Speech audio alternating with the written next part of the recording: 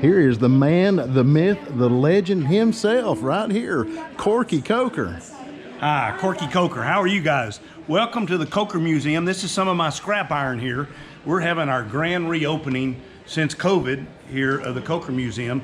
We will be open from Thursday, Friday, Saturday, Sunday, and close Monday, Tuesday, and Wednesday in the future. But for the next couple of weeks, we'll probably be open during the week. But we have vintage race cars here. We've got vintage trucks, airplanes hanging from the ceiling.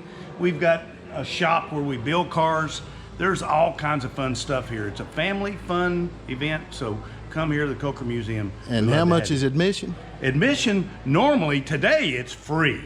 Normally it's $10 a head, but you're welcome to come anytime, and we're here from 8 to 5, Monday through Friday for the next couple of weeks, and then the daily hours will be 8 to 5, like Thursday, Friday, Saturday, Sunday. Okay, cool. Tell us about this car right here a little bit. If I'm not mistaken, you drove this in the Great American Race, correct? Right. That is correct. That's a 1937 Schaefer 8 Indy race car.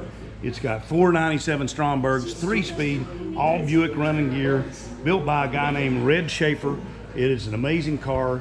It's like driving a full-size go-kart, and it'll do about 150 miles an hour. It's a pretty amazing car. Wow. I'm sure you didn't drive it that fast across country. I have had that car pretty fast, but I'm not going to say how fast. I've got grandkids now. This is my very favorite feature, y'all, of this car. These are Edmond Jones headlights. These were a very rare accessory on early cars, and they command a high price nowadays if you can find a pair. Most people don't know them as Edmond Jones. Most people know them as E&J headlights. Correct. Yes. But he knows the right terminology. kudos here. So fun car. The next car over here is a 1913 Interstate.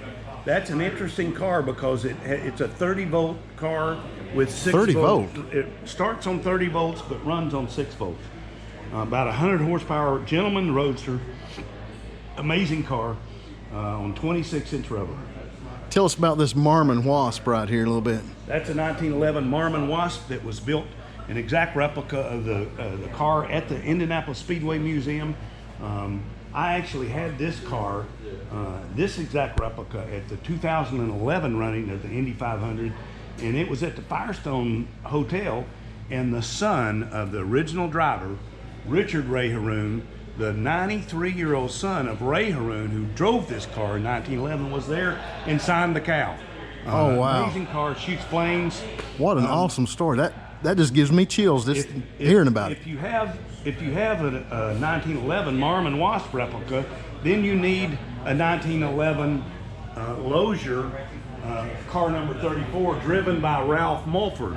That's the second place car. And the legend goes that there was only one Indy 500 ever that they destroyed all the accounting records of the laps done by the drivers.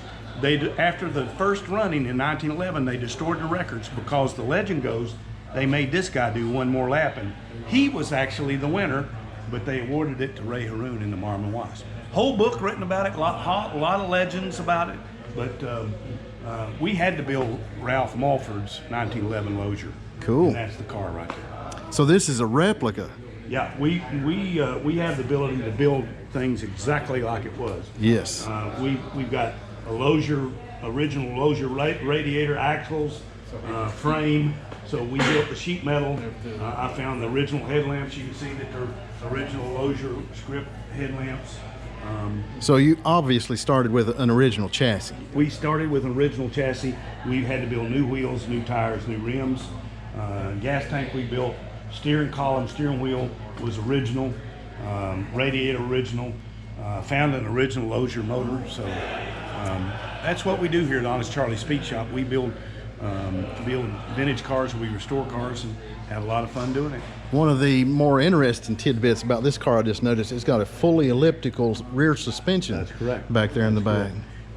Go up there and look in the steering underneath the cowl and look at the steering system. The steering wheel runs to 3 pulleys or 3 gears on the steering sector to the outside. That sounds a little sketchy. Yeah, it's a little sketchy, but it was 1911. They didn't know sketch versus not.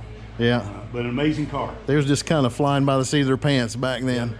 This car was the first use of a rear view mirror. You can see in the in front of the guy in 1911. That's the first use of a rear view mirror. Cool. Yep. All right, guys, let's go tour around and look at some more of the. Thank you so much for talking to us just a minute here. All right. And we're enjoying ourselves. Well, we're glad you're here.